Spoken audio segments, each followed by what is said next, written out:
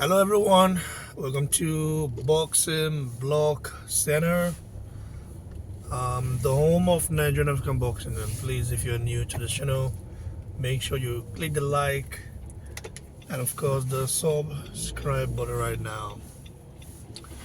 Let's talk about something very important in the sport of boxing, and that is the Jake Paul Mike Tyson fight. I understand a lot of you guys still don't understand why Mike Tyson is fighting Jake Paul, whether the bout is real or fake. You know, my own observation. I don't think Mike Tyson is training hard, staying in shape, and doing all those things just to lose to Jake Paul. You know, just for him to be a refight. I think Mike Tyson is going to rip Jake Paul's head off in the first 3 rounds.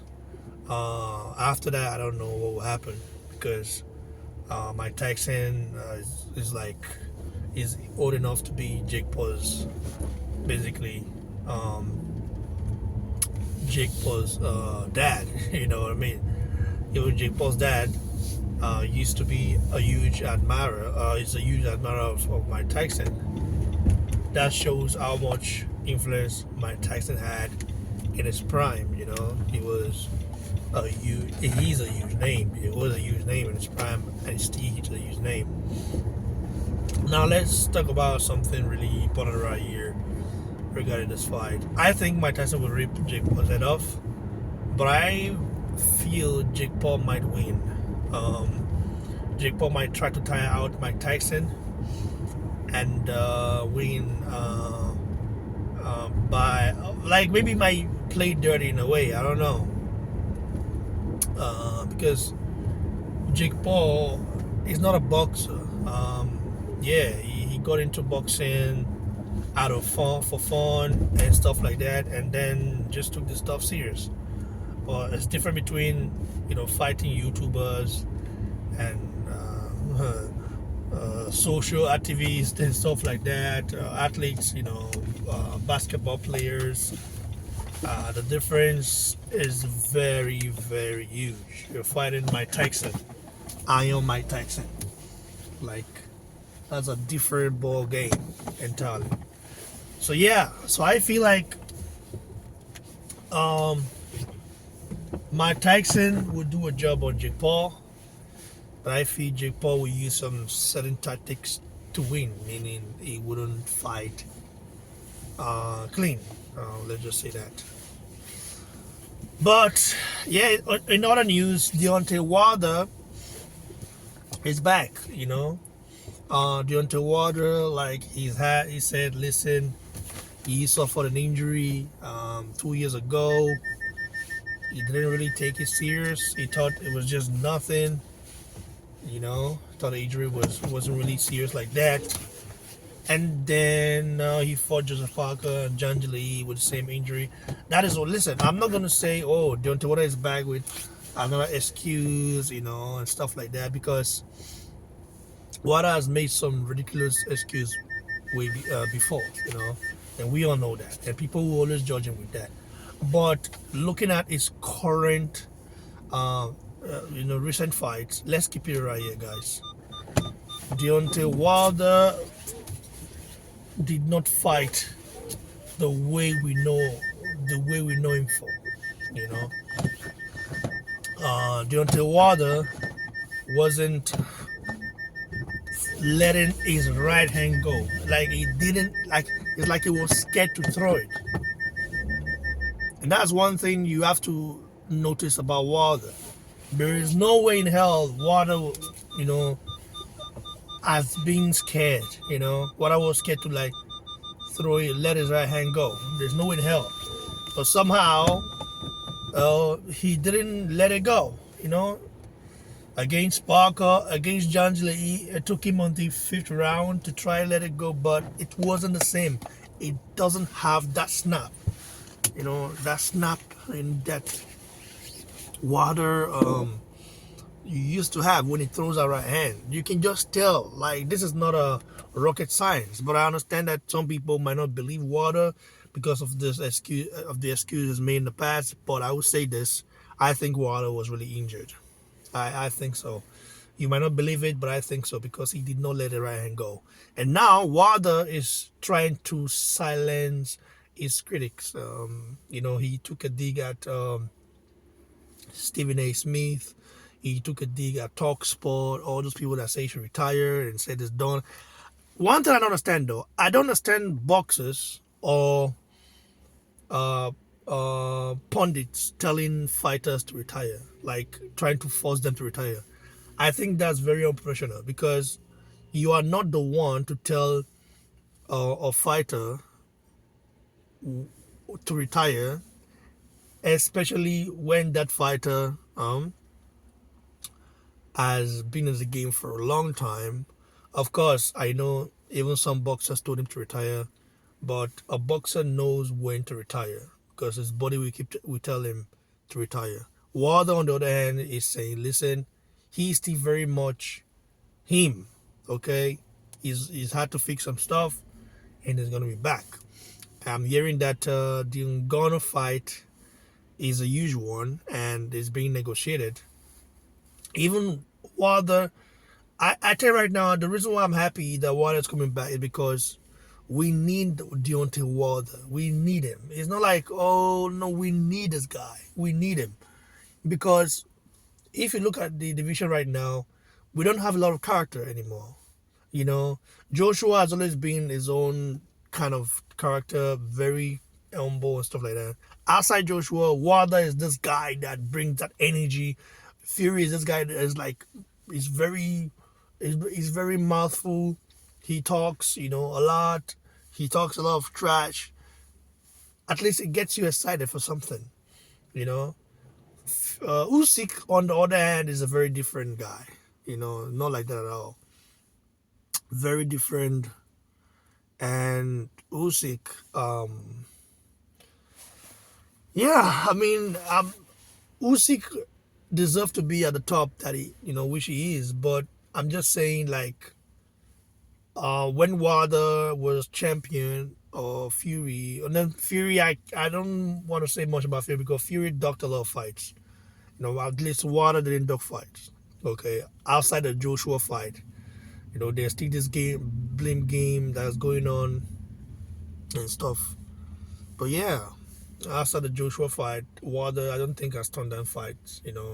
He took fights against guys, he knew could beat him, but especially the Parker fight. I think he should have won that fight though. He had the tools to win it. That's facts.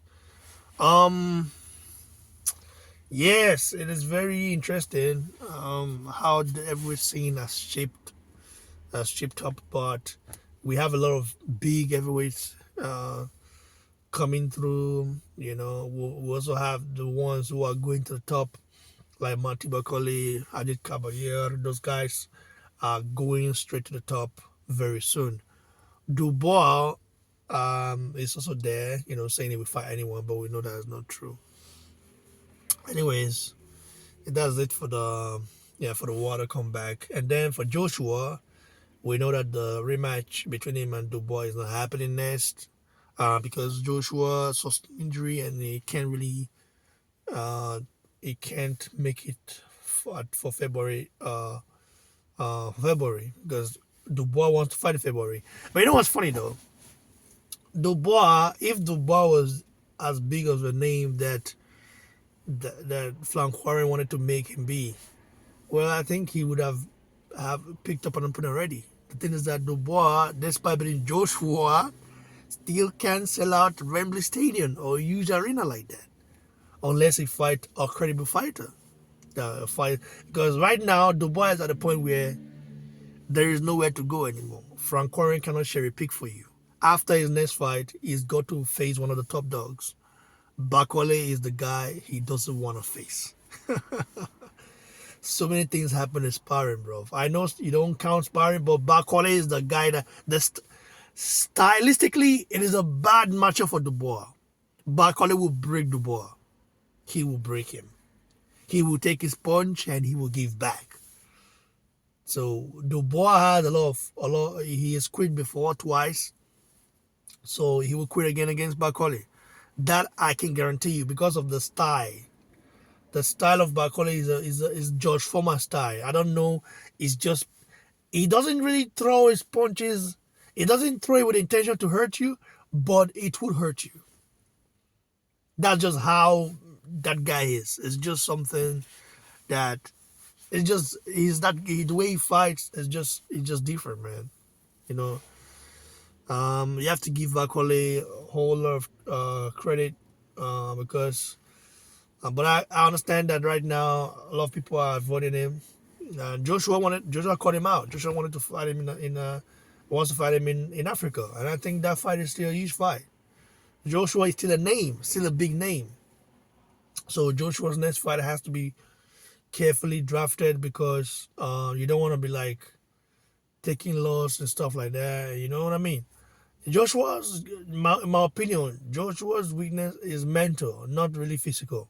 It's just mental because Joshua has a chin. Look at the amount of punches he took from Dubois, was down, got back up, and he went out on his chin. Like Dubois has never done that because Dubois always quit. You know, so if Dubois gets into any trouble, the first thing he does is quit. He never really goes out on his chairs like that. He's never done that before. He's always taking a knee, you know, and stuff like that. It's just what it is. So yeah, and going to Turki Al-Sheikh, I'm covering various boxing news, in one. Turki Al-Sheikh, wow. Turki Al-Sheikh has bought Ring Magazine, okay?